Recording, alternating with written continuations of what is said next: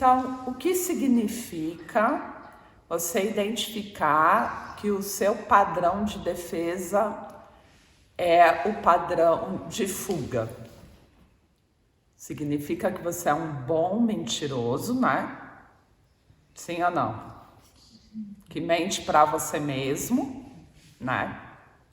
E qual é a implicação de você contar essa mentira para você mesmo? Oi? Não, porque existe um observador que sabe que é uma mentira que você está contando, sim ou não? Sim. Sempre você tem uma noção de que tem alguma coisa errada. Mesmo quando você conta a historinha de que está tudo bem no seu relacionamento, você consegue perceber que tem alguma coisa errada ali, sim ou não? Então, o que isso vai fazendo? Que impacto psíquico isso vai criando? Fraqueza. A fraqueza significa o quê? Saber, tipo, que a vida é mentira. Não, a fraqueza te leva para quê? Para movimento ou depressão? Depressão. Então, eu vou deprimir as minhas forças, vou deprimir as minhas energias, né? Então, qual vai ser a minha tendência? Negação de vida. Cair no quê? De vício, para poder buscar os prazeres, de recompensa, para poder buscar os prazeres. E também, qual vai ser a minha sensação? De estar bem constantemente? Não, eu estou sempre com um nível de tristeza, né? Aquele lugarzinho lá no fundo que vai me colocando sempre numa vibração mais deprimida, com menos energia, né? Então, com o passar dos anos, você ficando nessa situação, o que acaba acontecendo? Você precisa de pessoas mais fortes do que você. Então, você vai buscar se relacionar com quem? Com pessoas mais fortes do que você. Então, você entende que você não é gerador da sua energia, do seu movimento, da sua independência, da sua autonomia. O que você coloca? Você coloca na mão do outro essa capacidade de gerar. Mesmo que você trabalhe para ele. O que isso impacta? Que eu nunca me empodero verdadeiramente. Eu sempre vou trabalhar para aquele que é mais forte. Então eu vou sempre doar para o mais forte, ceder para o mais forte, fazer pelo mais forte. Para que o mais forte faça o quê? Me defenda, não me abandone, me proteja, me dê carinho, me dê amor, me dê atenção. Não é assim? Então, no final, o impacto psíquico é dizer que sozinho eu não consigo. É criar uma estrutura de dependência. Perceba. Eu não sou gerador da minha felicidade, do meu movimento. Então, são pessoas que vão dizer: se eu tiver que fazer só por mim, eu não faço. Mas se tiver alguém e eu me comprometer em fazer, eu vou lá e faço. Não é assim? Agora, se eu precisar gerar a felicidade para mim, eu não vou gerar. Se tiver mais alguém comigo, ou se isso for motivado para alguém, eu faço.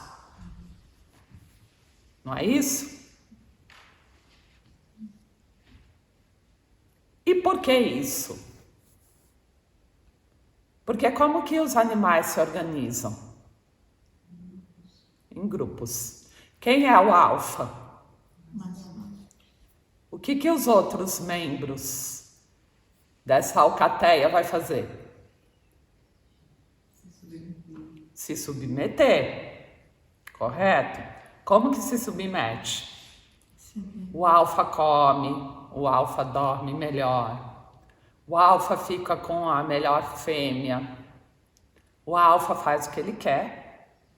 E eu espero esse alfa dormir para enganar ele, né?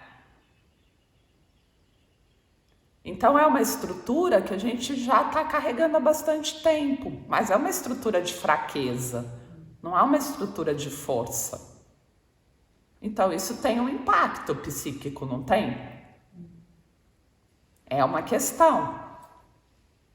A gente escolheu não ser aquele que decide por mim mesmo. Eu escolhi, eu preciso de alguém. Geralmente, essas pessoas não conseguem ficar sozinhas. Quando elas se percebem sozinhas, elas sofrem muito.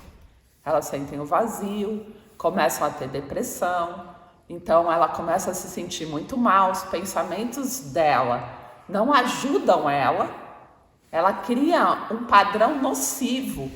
É como se ela só conseguisse ser realmente algo produtivo, mesmo para ela, como pensamento e emoção, se ela tiver alguém para fazer isso, entregar isso para alguém, senão ela não faz por ela mesma, correto? Quem está se identificando? Então, para não ficar sozinha, eu entro em qualquer relacionamento de merda. Não sou seletivo. Certo? Então você vai olhando e vai falando assim, nossa, que louco. Quando eu tô sozinho eu começo a ficar ranzinza, mal-humorado, irritado, nervoso, triste. Eu não consigo criar algo positivo para mim. Mas se tiver alguém aqui, vocês vão ver o que eu vou fazer por essa pessoa. Né? Vai ser sensacional, vou fazer ela ser a pessoa mais incrível e vou me sentir muito bem. Porque tudo que eu vou gerar para ela, na verdade, eu estou fazendo por mim, para me sentir bem. Correto? Então, quando a gente fala de curar o padrão de defesa, é importante? Isso significa que você não vai se proteger? Não, é impossível, né? A gente já nasce se protegendo, vocês perceberam? Mas a gente precisa liberar as distorções que estão relacionadas a isso, porque tem consequência, né? A gente não atinge o potencial. Não só não atinge o potencial, como fica sempre, na verdade, com um fundo de depressão, não realização. Quando eu tô sozinho, né? Então, é um lugar que é insuportável. Então, eu não quero ficar sozinho. Eu não consigo ficar sozinho. Então, as pessoas identificam claramente tudo isso, porque é fácil de perceber, e a gente acaba dando as condições para que o outro nos traia, para que o outro nos roube, para que o outro nos engane. É quase que obrigatório. A pessoa que tá com alguém assim, geralmente quando eu vou atender, ela fala, puta, eu nem sei mais o que fazer, porque tá tão evidente e a pessoa não vê. Ela até estabelece uma certa irritabilidade.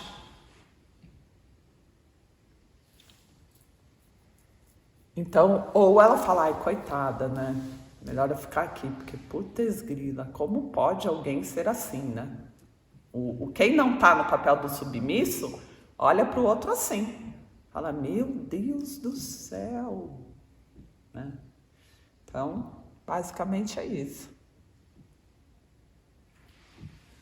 Geralmente, não. Geralmente, um tá numa polaridade, outro na outra. Porque você quer saber se o seu companheiro... Então, vocês contam uma historinha tão bem contada que fica difícil até desfazer a historinha. Por isso que eu trouxe o exemplo da nossa aluna, né?